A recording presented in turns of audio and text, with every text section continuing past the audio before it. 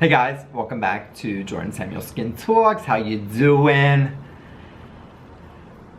It's mid-October. Oh God, which means this beautiful light that I'm getting right now is not what is happening during my day. Currently in mid-October in Seattle. Maybe I'll be in LA right now. Who knows?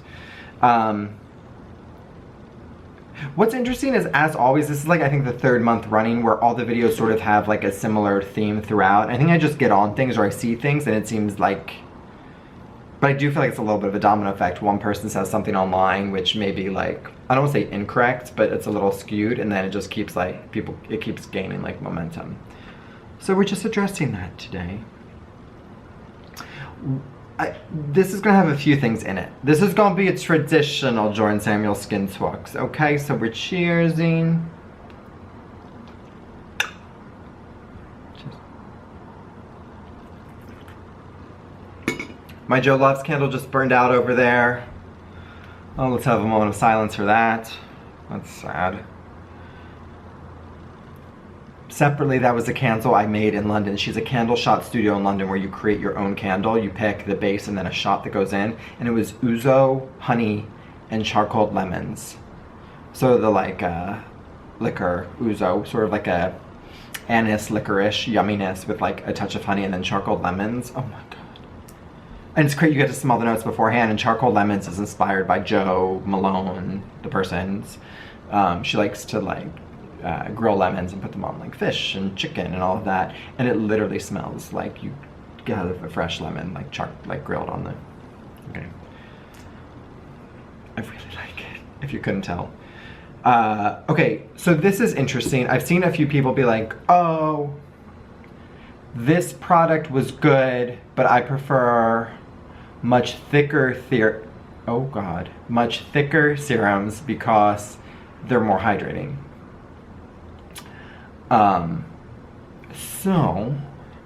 And sometimes they say that about Hydrate, like on the thicker serum that's more hydrating, or I'm a thinner serum and there's more thicker hydrating serums out there.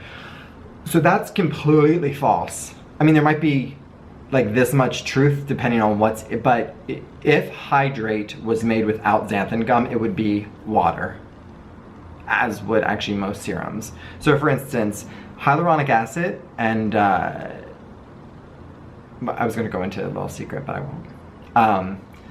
Hyaluronic acid, the version we use, it comes in a powder. It is powdered. It is blended with the water base. And so it's like a syrupy water. That's the thickness.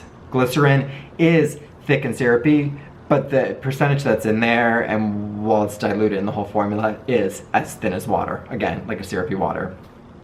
Aloe is an aloe powder. It is blended with water to create the aloe juice. Again, syrupy water, a little bit thicker, but like super, super thin.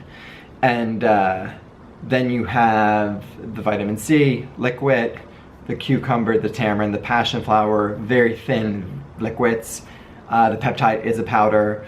The preservative can be a liquid or a powder. Willow bark is a really thin liquid. And then you're left with xanthan gum, which is the texturizer and what's thickening the product. It's not creating any hydration at all in the product. So again, if xanthan gum wasn't in there, that product would just be syrupy water. The hydration levels would be exactly the same for your skin and for the product. And I do feel like that's important because there are a lot of people that are very like, they like textures, and I think that's totally fine to like textures, but just know that one thing doesn't lead to another.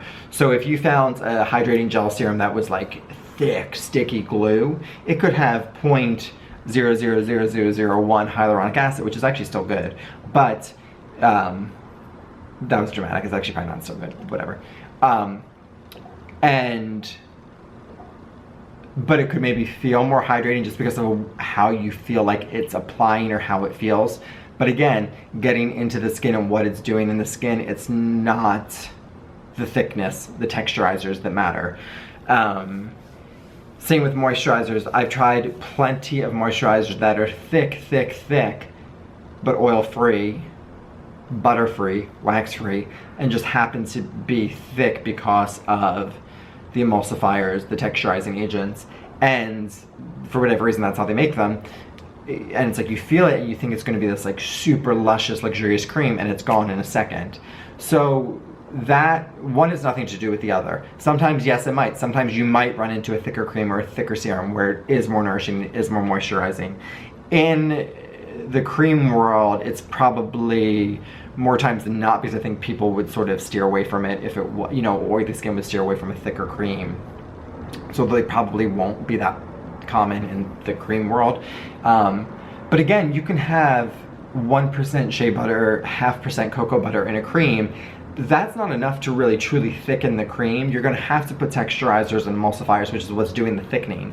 So again, that's not going to necessarily, you'll see shea butter, you'll see cocoa butter on the ingredient list and you'll think super heavy, but if it's super, super low and a super low percentage, the illusion of it being super moisturizing can be there because of texturizing agents and emulsifiers and other things, but that doesn't mean you're gonna really, you're getting it from the butters, you're getting it from the waxes or whatever. It can, certainly, but it's not always. So that is just something, I saw that and I wanted to sort of speak out about that, because I was like, oh, if you actually only knew what Hydrate was, which Hydrate is a very hydrating serum. We have aloe, we have glycerin, we have tamarind, we have cucumber, the hexapeptide is also a water binding agent. We have the hyaluronic acid. I mean, we have 6 hydrators in there in different percentages, which is what is truly giving the skin that drink of water, that hydration. But if you just took all of that and took out the xanthan gum, it's syrupy water. So thickness has nothing to do, and it would perform exactly the same. The xanthan gum is just really nice to have it be. Obviously, if you imagine water, a few drops of water going in your hand, it's a mess, it's all over the place. That is why there's usually a texturizing agent. Also, it feels nice to apply that way. Am I getting heated? Am I talking too fast? I see things weeks prior, and then I just start like, okay, so crossing that off the list. So yeah, break your own thoughts with that. Thicker doesn't necessarily mean more hydrating, more moisturizing.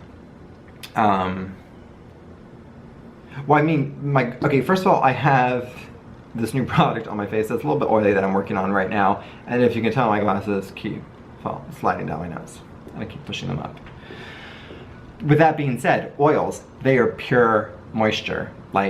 So if you put an oil against, you know, 80% water-based cream, one's not better, one's not worse, but you know, you're gonna look at this thick cream and think like, oh, moisture, moisture, moisture, and this thinner oil and think like, oh, that's fun. But in reality, the oil is what's really giving the skin true moisture. The cream obviously will have humectants and other things, which makes it a whole different ballgame. But just trying to give a little food for thoughts. A little food for thoughts. With that being said, we can then go into expecting too much from your products, because I think that is a big one, and I talked about this with expecting too much from treatments or massage. But I think a lot of people, you know,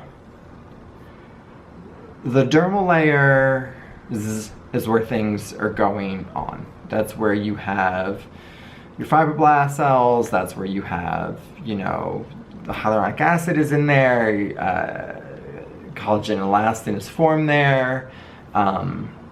It's right under the epidermis. That's where you want things to really be like moving and shaking. Like all products don't reach there. Most products don't reach. Every product doesn't reach there. What the hell am I trying to say? Every product doesn't reach there. So treatments, LED light, other things that can reach down a little bit deeper are a little bit more helpful. But again, and Caroline talked about this in one of her first interviews ever,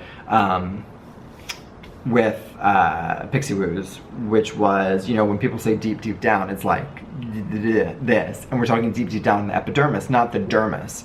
So when these products claim, and it's not your fault, it is truly the like over marketing of these products. When these products claim that they're going to like reverse X, Y, and Z and do X, Y, and Z, you have to be realistic with what it's truly going to do. Will there be a difference?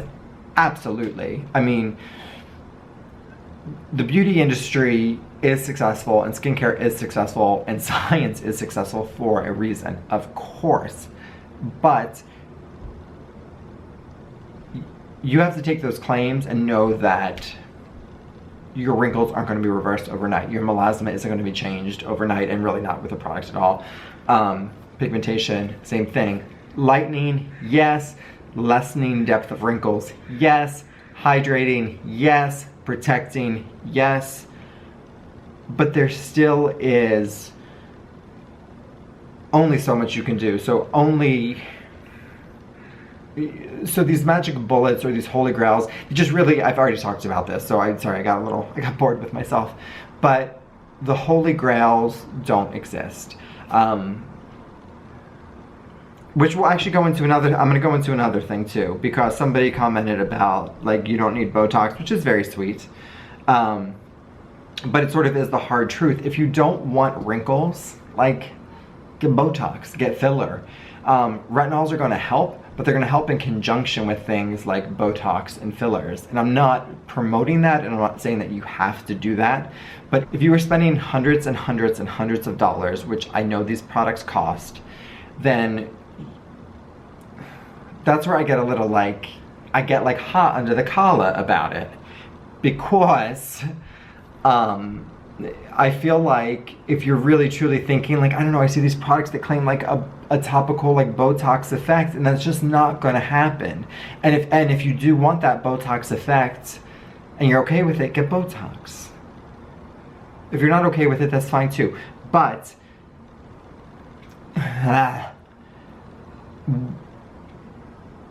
it's hard.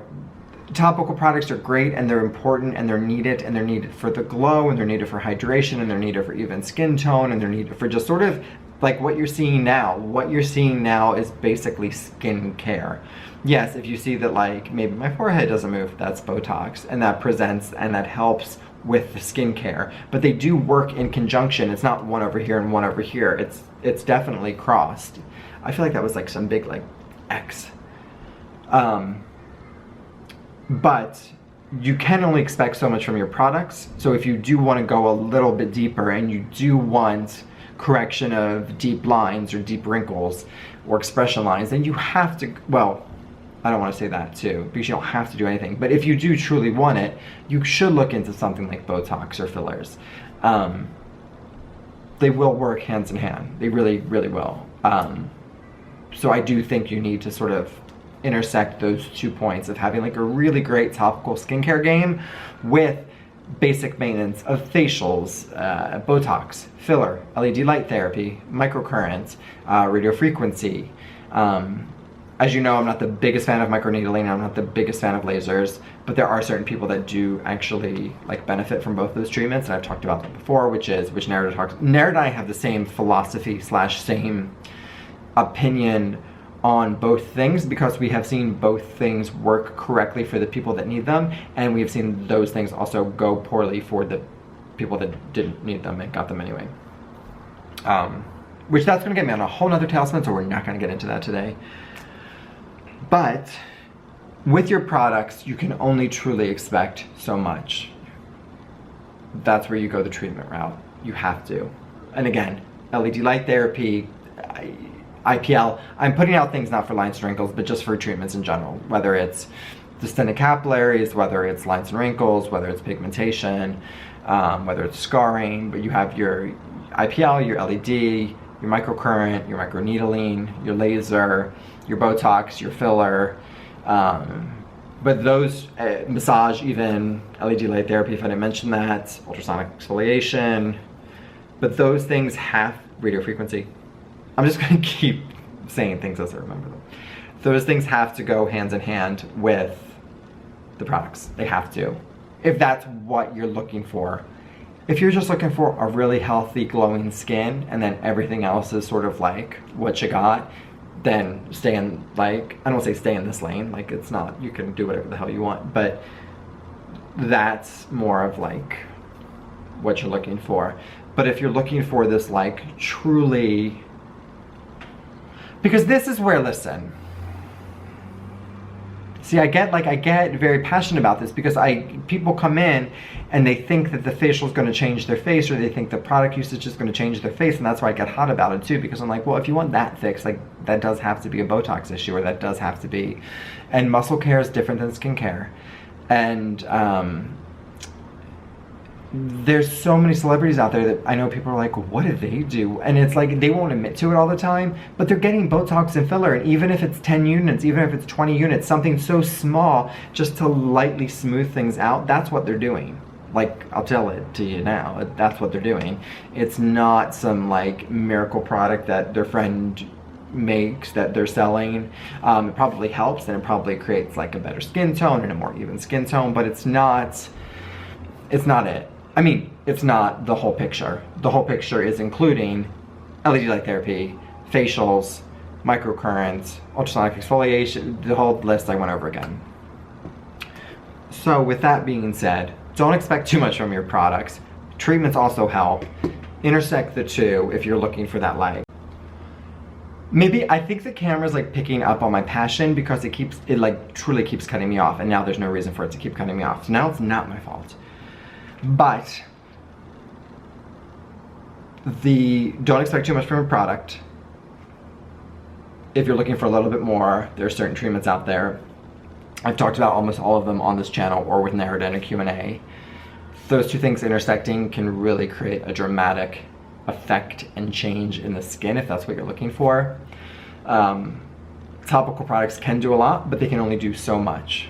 So be sort of aware of that. But with that being said, cheers. Thank you for watching. Happy mid-October. And I'll see you guys next time. Bye. Hi everyone, thanks for watching. You can subscribe by clicking the black JS circle down below so we can stay in contact and keep talking. To watch more videos, you can click on the link here, or possibly here. Thanks for watching. Bye.